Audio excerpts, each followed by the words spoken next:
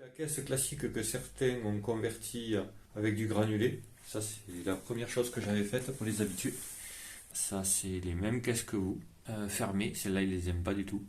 Ils aiment bien le granulé, mais en fait ça c'est beaucoup plus compliqué à nettoyer. On va dire que c'est la période de transition pour que le chat ait le temps de s'adapter. Si vous changez la caisse, le matériau, ça va pas le faire. Le chat il lui faut une période d'adaptation, ils aiment pas du tout que leur change leurs habitudes. Ça va pomper et il va falloir le nettoyer, c'est assez compliqué. C'est pas la bonne solution, c'est la solution on va dire de transition ce genre de caisse. Ça c'est un bac, il n'y a pas d'autre fond. Voilà. Ça c'est bien, mais en fait faut nettoyer, c'est plus compliqué à nettoyer et on consomme beaucoup plus de litière. D'ailleurs on a quelqu'un qui nous rend visite. Un chat, oh c'est rare ici. Et, ah ouais, qu'est-ce qu'il y a? Ah ouais, nickel, ouais. Ouais, t'es un vrai acteur toi. C'est mon prototype, le premier que j'avais fait. Carton de chez Lidl, donc gratuit. Enfin, il n'y a rien de gratuit chez Lidl, si vous le payez quand même, directement. Et deux gammates. Alors ça, c'est une gammate qui était réformée, que j'avais. Parce que elle s'était fendue à un endroit, et une gammate fendue, ça n'a plus trop d'intérêt. Au fond, de piètre qualité, c'est pas du plastique de l'époque. C'est deux gammates emboîtées. À l'intérieur, on voit qu'il y a des trous. Et il y a des trous de 12 et des trous de 8. Et comme c'était la première, en fait, j'étais un peu à tâtons pour voir ce qui... J'ai agrandi les trous au fur et à mesure et j'ai fait des tests. Le problème, c'est que les trous de 12, comme ça fait du diamètre maximum de 6, ça passe. Donc il faut rester sur des trous de 8 grands maximum. Alors, dessous, du coup, on va retrouver des morceaux de granulés entiers et de la poussière. On les voit bien. Du coup, avec celle-là, on en perd plus. Voilà, c'est des granulés diamètre 6 maximum. Pas de produits chimiques là-dedans. C'est que de l'agglomerant par pression, amidon, mécanique. Voilà. Je vais vous montrer l'autre caisse. Celle dont je vais vous expliquer la fabrication. Okay, donc voici la caisse finale, on va dire. Proto le plus abouti que j'ai fait. Donc vous voyez, c'est des caisses ouvertes. Elle est dans un angle. Et il faut faire attention à ça parce qu'en fait, les chats, ils aiment bien mettre la queue vers l'extérieur. Pas dans les angles. Bon, je la cale là parce que voilà, c'est l'endroit où ça me gêne le moins. Toujours le carton Lidl, classique. Deux gammates emboîtées l'une dans l'autre. C'est les deux mêmes modèles. Il faut les acheter en double. Castorama. J'ai pas d'action chez eux, mais c'était là où je les trouvais le moins cher à l'époque. 5 euros, je crois, ou 6. Pas du tout les mêmes diamètres, les trous. Ça, c'est des trous de 8 pour les plus gros. Et il y a une petite subtilité, c'est que le quadrillage que j'ai fait, la matrice, il y a des endroits où il y a des trous, des endroits où il n'y a pas de trous. Et ça a l'air savant, mais ça l'est sans l'être. C'est lié aux nervures, je vous expliquerai quand on fabriquera le proto, je dois en fabriquer une autre. Comment ça se fonctionne en fait? C'est assez simple. Soit vous pelletez comme ça, directement. Voilà. Et il n'y a pas de poussière quasiment. Elle est tombée dessous la poussière. Et hop, je lève. Et après je ramène de l'autre. 2-3 fois. Et voilà. Et ça fait pas une grosse réserve. Si on enlève le dessous, non, je ne sors pas complètement pour pas en foutre partout. Il faut balayer, oui. Voilà ce qui se passe. Voilà où il y a l'urée qui est tombé dans les angles, toujours, vous pouvez remarquer. Et pas au milieu. En fait, je prends ce qui est au milieu.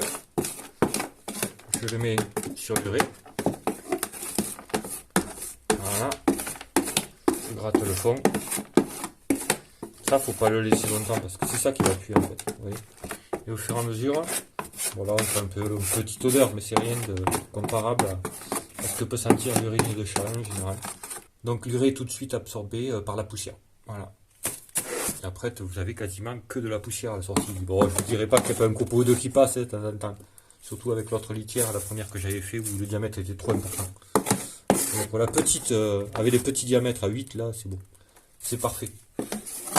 Voilà, bon là, il y a une petite odeur, on le sent, mais c'est pas grave, parce que dès qu'on va remettre les copeaux dessus, en fait, comme ça, le copeau, lui, j'ai filtré. Et les odeurs peuvent pas. C'est ça qu'il faut toujours que vous ayez quelques centimètres, 3-4 cm. Voilà, là, c'est parfait. Sur ce cas, on est bon. Vous faites ça, vous uniformisez, pas d'odeur. C'est terminé. Et maintenant, on va comparer par contre avec la barquette qui, elle, n'a pas de double fond. Ça fait des espèces de boules. Alors ça arrive dans notre barquette aussi. Je vais vous montrer ça. Voilà.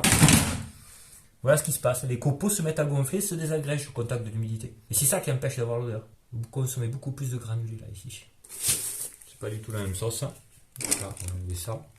Voilà. Vous voyez, les petits fond. Et là, ben là, il faut prendre ça. Après, il faut aller au-dessus, il faut cribler. On crible. Voilà, hop. On essaye d'en embarquer le moins possible. Bon, là, c'est mort, ça, on peut jeter. Et donc, forcément, là, vous allez perdre des granulés dans ça. Ce qui n'est pas le cas dans l'autre. Hein. C'est pour ça que c'est beaucoup plus économique. Bon, celle-là, je l'ai laissé. Parce que dans cet angle-là, ils y vont. Il y en a un qui va. C'est ça, le même. On comprend que les chats, ils vont chercher leur marquette. Hein. Mais, il y a une astuce. Quand vous commencez à avoir un peu trop de poussière là-dedans, en fait, quand vous commencez à en avoir trop profond, ça devient casse-pied à cribler. En fait, moi, je la prends, cette litière, et je la mets dans l'autre bac. Et je secoue, et hop, ça me crible tout le fond. Je perds le minimum. Bon, là, après, vous voyez, de suite, regardez. Là, il y a des granules. Et ça, c'est bon, on ne pourra pas le récupérer. Les granulés que j'achète, là, ça vient de Carrefour. Je les ai payés une misère, ceux-là. La ref. Ouais, c'est du longueur 3,15 minimum, 40 maximum, diamètre 6. Et c'est ça qui est important, en fait. C'est pour ça que le perçage à 12, ça va pas. Il faut rester strictement inférieur à 2 fois le diamètre, d'après ce que j'ai à peu près réussi à trouver.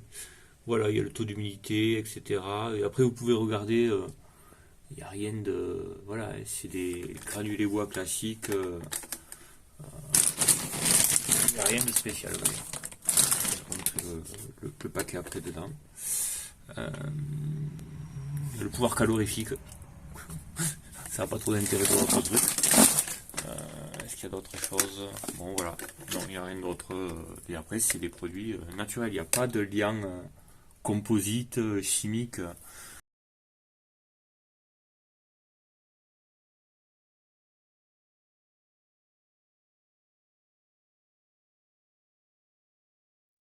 Voilà, gamate classique. 60 cm par 40. Et en hauteur, entre 16 et 17 cm. Voilà. Donc la profondeur de la gamate, 17 cm à peu près. J'ai acheté ça chez Castorama. Vous avez la référence qui est BX220AW. Ça, c'est la référence de McAllister. Auge 25 litres. Vous avez le choix. Alors, soit vous utilisez un forêt 3 et quelques, 3,5 et un forêt de 8. Soit vous utilisez un truc qui est beaucoup plus simple pour moi, parce que je les ai. Un forêt à centrer, parce que ça, c'est très rigide. Alors, je vous montre. Voilà. Ça, c'est le truc qu'on utilise dans les machines-outils en général, hein, mais bon, ça vaut pas très cher et c'est très pratique parce que ça centre et ça se tord pas. Vous cassez pas par rapport à un forêt normal. Et une fraise à étager. Alors là, j'ai colorié. Le diamètre ici, c'est du 10. Là, c'est du 8. Donc moi, ça veut dire que je dois m'arrêter avant la partie coloriée. C'est une astuce. Je vous conseille de le faire. Vous pouvez mettre un scotch aussi, c'est pas mal. Quand le scotch arrive à embuter, ça évite de passer à travers. Ne percez pas au-delà du diamètre 8. Ça sera très bien. La perceuse de Monsieur Lidl. Je suis pas sponsorisé. Un Trusquin pour pouvoir tracer des droites et dessiner les points. Et un feutre blanc, parce que sur du noir, sinon on voit rien. Ce que je vais faire, c'est que je vais zoomer.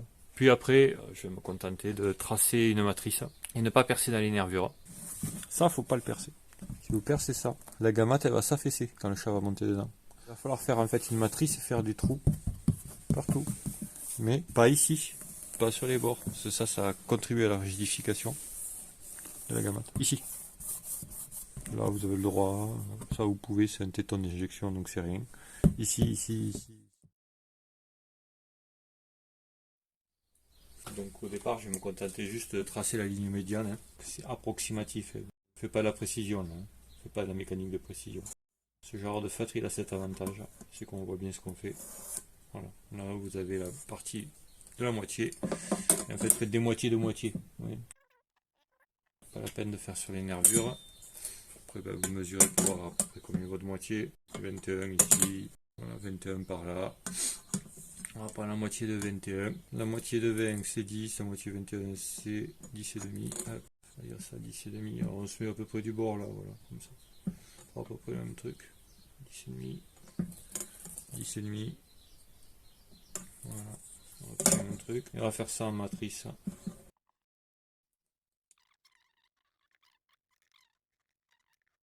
Alors, il faudra ajuster. Des fois, il ne faut pas percer à la nervure. Vous acceptez de faire un trou ailleurs. Hein. Les nervures sont super importantes. C'est ce qui fait la rigidité de la caisse, en fait, du fond.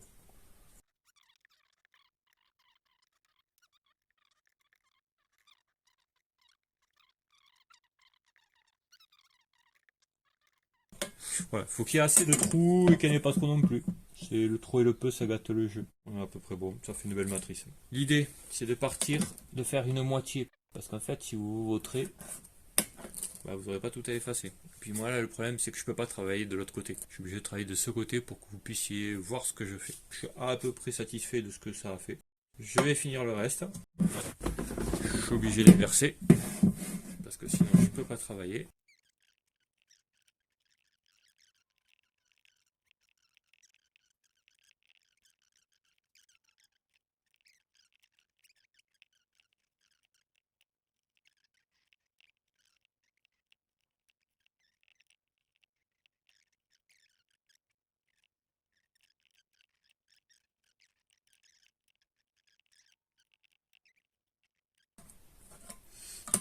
C'est plus facile de faire la diagonale que de mesurer la géométrie. Enfin, une fois que vous avez une géométrie à peu près correcte. C'est idéal. Si vous pouvez directement dès le départ. Ah, j'ai oublié là.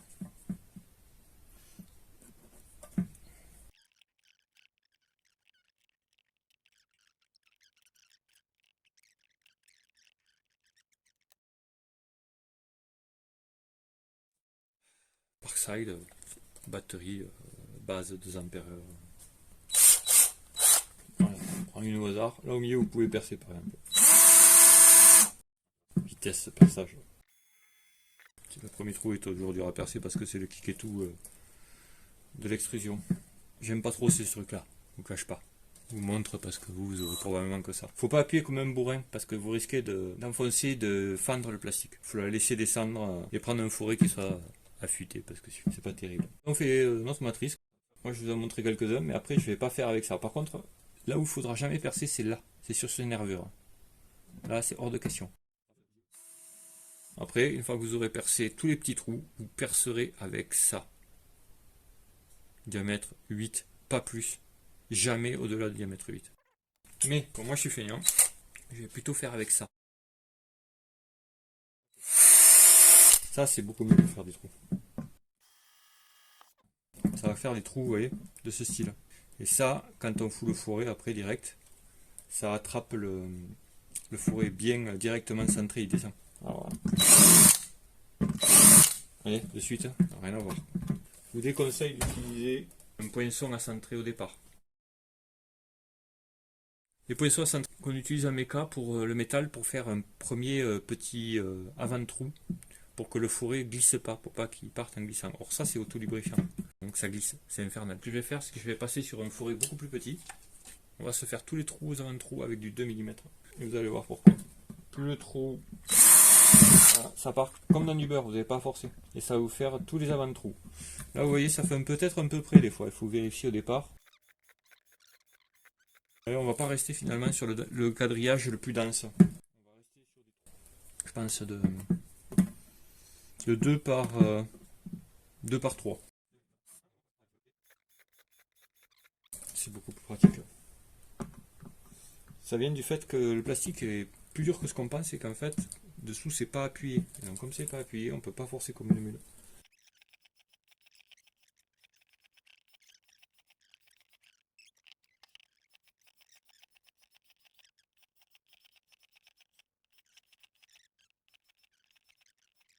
Moi je trouve que la matrice est pas mal. Regardez si on n'en a pas oublié. Ouais, bon, ça ira à peu près. Là j'ai peut-être la possibilité de densifier ou j'ai sauté un truc là je pense. Oui, ici par exemple. C'est sûr que je l'ai oublié. Une deux. Ouais, j'aurais dû faire là, oui.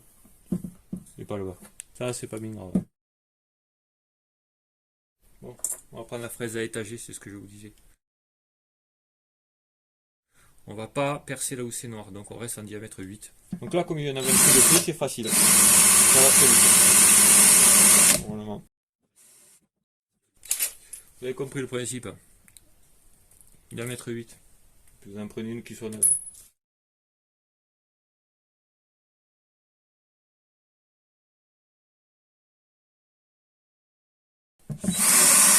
Voilà, oui, ça c'est génial.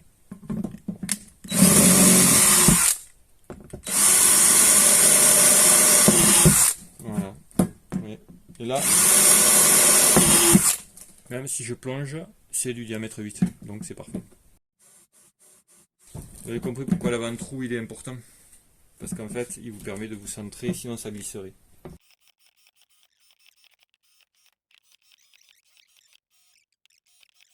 Puis ça c'est bien parce que ça fait des trous propres. Je pense que c'est pas mal.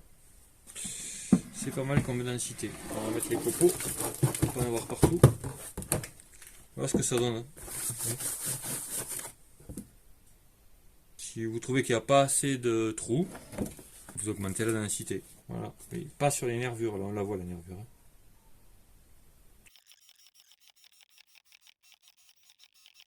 Ouais, je vous déconseille de faire ça avec un fer à souder. Ça va peut-être venir à l'idée de certains en se disant si du plastique, fer à souder, ça va le faire. Ça pue comme la mort quand vous faites ça. C'est pas infaisable, mais vous allez en prendre plein la tronche. Donc.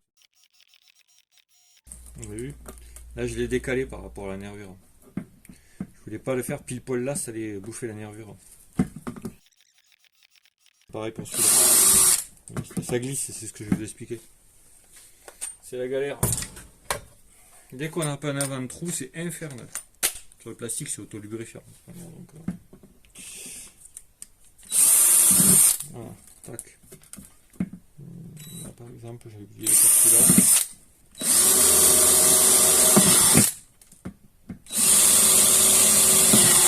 Bon, on a eu déjà un premier aperçu. On va le retourner, ça sera plus visible. C'est pas mal. C'est pas mal, c'est pas mal. On voit bien qu'après il y a des endroits où vous n'aurez pas de trou, hein. Vous ne pourrez pas les faire. Hein. J'aurais tenté de dire qu'il faudrait un trou à certains endroits entre les deux là par exemple. Ça serait pas mal. Il y a quelques trous peut-être sur le côté là et là. Parce que comme il pisse sur les côtés, hein, il faudra que ça aille jusque là. Autant ne pas souiller l'intérieur de là. Au moins possible. J'étais tenté de faire des trous supplémentaires. Je les ferai comme ça par exemple. Entre 4 trous là. Parce que ça va pas abîmer la rigidité. Oui, il y a les nervures, on est obligé de sauter. Voilà. On va essayer de faire à peu près au centre. Ça se verra pas avec l'intérieur. Oui, le quadrillage il vous sert aussi à ça en fait. Il vous évite de partir en live à droite, à gauche. Donc là, je suis en train de densifier la périphérie. Parce qu'en fait, quand ils vont pisser, en fait, ça va couler par là et vous voulez vraiment pas que l'urée elle aille au milieu. C'est-à-dire que là, j'ai envie de faire une autre bande. Voilà. Donc là, après, on vérifie la densité. Vous voyez, là, j'aime bien ça. Là, il y a une bonne densité. Hop, dès que le liquide va couler, il va forcément être obligé de passer. On est quand même assez loin de la nervure. Je pense que je vais reproduire la même de l'autre côté. Bon, n'hésitez pas à utiliser un marqueur parce que franchement on peut penser que ça a l'air évident mais en fait vous avez des trucs partout et ben non finalement ça n'est pas tant que ça fait loucher. Ouais, le tout c'est de les répartir uniformément en fait parce qu'on n'a pas de plan et que voilà j'ai fait ça mais peut-être que votre roche elle n'aura pas le même dessin dessous de rigidification, quelque chose près sera plus large ou plus. J'avais oublié, ça aussi c'est un gros avantage, c'est que vous voyez le trou il est propre. Il n'y a pas de bavure. Si vous faites avec un fourré normal, vous aurez des bavures. Ok. Voilà, c'est beaucoup mieux, vous voyez. Que là, ça coulera et ça ira direct. Voilà. On peut faire d'autres trous probablement là en quinconce. Le tout c'est de ne pas les faire côte à côte les trous. Vous allez fragiliser le plastique. Alors, Là, je vais pas faire de trou, c'est trop près. Là, c'est pas mal. Là, quand vous voyez que vous avez cette partie un peu en cacahuète, des fois, ben, vous rectifiez. Après, c'est plus facile une fois qu'il y a les traits, c'est sûr. Allez, on va faire une série de trous de plus, de part et d'autre. Et là, on est certain que c'est fini. Après,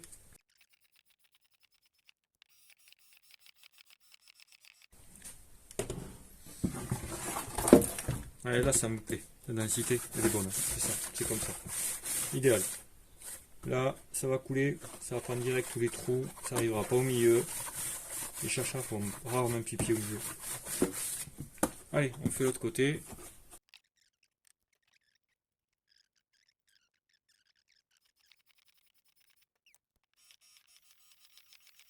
C'est parfait. Faites pas ça sur la table de la cuisine parce que ça reste dégueulasse à la maison, bien sûr. Surtout si vous ratez votre coup. Vous mettez une planche martyr quelconque.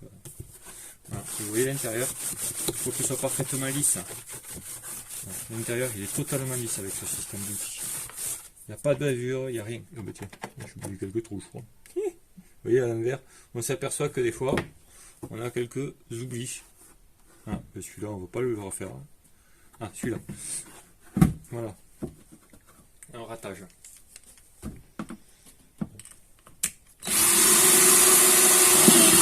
Bon, quand même, c'était pas critique. Hein. Et on le voit pas quand on est de ce côté. Alors que de ce côté, ouais, il y en a un autre truc que j'ai oublié. Bon, il y aura eu 2 oublis. Parfait.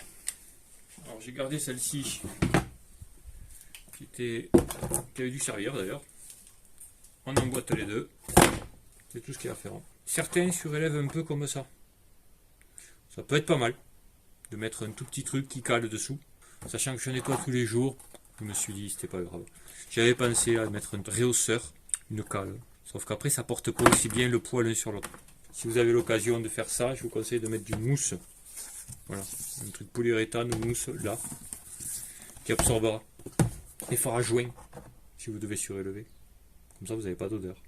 Et après, ben, le granulat qui va être là-dedans, il va assurer la filtration. Vous n'aurez jamais de remontée de mauvaise odeur. C'est les propriétés du bois, de filtrer. J'espère que ça vous sera utile et que ça sera utile à vos chats.